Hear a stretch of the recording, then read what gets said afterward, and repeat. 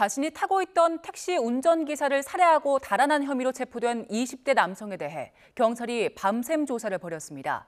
남성은 택시기사가 길을 못 찾아 다퉜다고 진술한 걸로 파악됐는데요.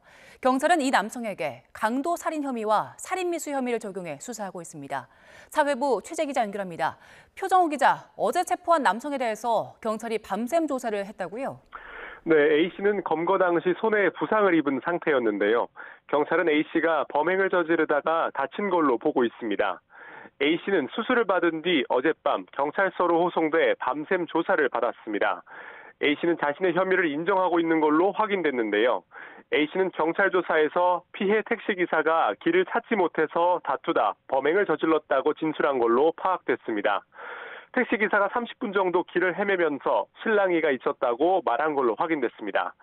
경찰은 A씨를 검거하며 흉기 3점을 발견했는데 피해 택시기사를 살해할 때 쓰인 흉기도 포함된 걸로 조사됐습니다. A씨는 경찰에 자신을 보호하기 위해 흉기를 가지고 다녔다고 말한 걸로 확인됐는데 경찰은 A씨가 범행을 사전에 계획했는지 계속 조사할 방침입니다. 경찰은 또 택시에 설치된 블랙박스 영상을 확인하며 정확한 사건 경위를 확인할 방침입니다. 네, A씨가 도주를 하면서 마을 주민을 차로 치기도 했는데 그 부분을 경찰이 조사하고 있습니까?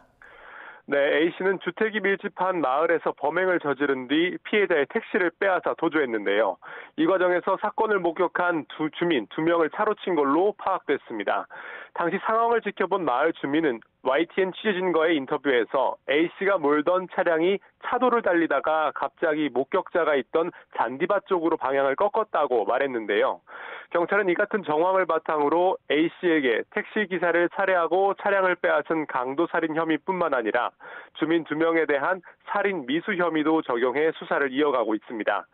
경찰은 또 A씨가 범행 당시 술을 마시거나 약물을 투약한 상태는 아니었다며 정신질환 여부 등도 확인할 계획이라고 말했습니다. 이와 함께 A씨의 주소지는 범행 장소 인근인 걸로 파악됐는데 범행 후 서울 방배동 쪽으로 도주한 이유도 조사할 예정입니다. 지금까지 사회부에서 YTN 표정호입니다.